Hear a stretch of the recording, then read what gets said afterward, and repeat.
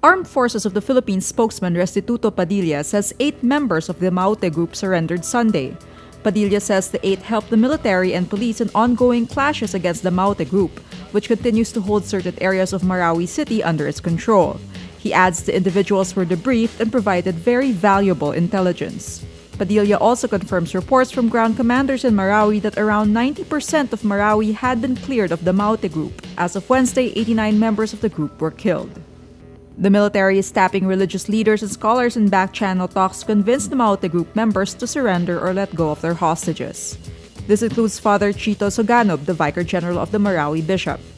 Soganob appeared in a propaganda video released on Tuesday where he seemed to support the demands of the Maute local terror group. Bishop Edwin de la Peña said the priest was obviously under duress when he appeared in the video. Padilla says martial law in Mindanao may continue even after government troops take full control of Marawi City ahead of the 60-day period of military rule. He adds the military will use the full 60-day duration of martial law to quell threats in other parts of Mindanao. Defense Secretary Delfin Lorenzana earlier said the clashes in Marawi were likely to end by early June.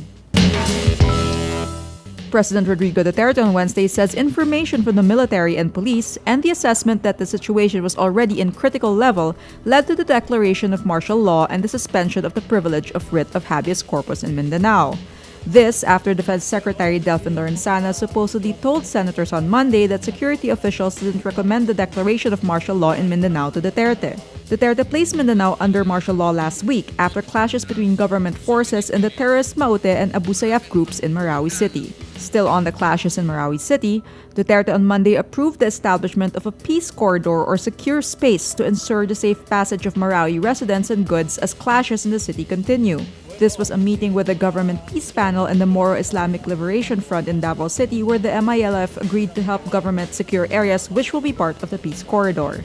Presidential spokesman Ernesto Abella says the peace corridor to be implemented with the MILF is meant, quote, to hasten the rescue and humanitarian operations for civilians still trapped in the conflict zone in Marawi. The peace corridor is supposed to provide a route for humanitarian groups to evacuate wounded or trapped civilians from Marawi City. It may also be used to help transport goods such as food for people in areas of Marawi where access to markets have been cut off. Bodies retrieved from Marawi City may also be transported through the route. Duterte also says that if the terrorist threat reaches the Visayas, he would suspend the privilege of the writ of habeas corpus in the region, rather than place it under the scope of martial law. Suspending the writ allows government forces to arrest persons of interest without a warrant. In the 1987 Constitution, those arrested or detained should be released if charges are not filed against them within 3 days. That is just a precautionary measure. I don't think it will happen. I hope it will not happen. But if it does, we must be ready.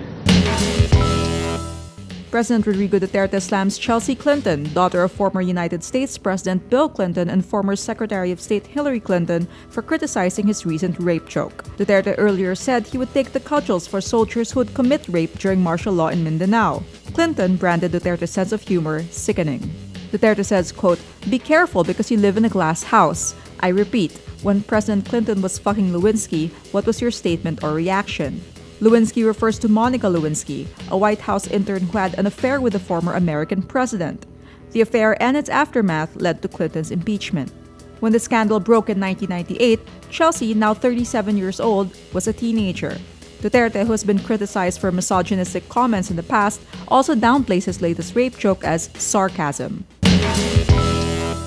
An entire office under the Presidential Communications Operations Office is abolished, and some of its members transferred under the direct supervision of Communications Secretary Martin Andanar. Andanar, through Office Order No. 26, abolishes the Strategic Communications Office, quote, in the interest of service. 13 members of the office are under Andanar's direct supervision, while 7 are reassigned under PCOO Assistant Secretary Kissinger Reyes. Reyes is PCOO Chief Information Officer and Officer-in-Charge Director for Administration and Finance. Andanar says the reorganization was to streamline and to adjust to our new comprehensive communication strategy and promoting the policies of the different executive departments. He says the PCOO redistributed its manpower because the new PCOO programs increased the need of other departments for assistance from his office.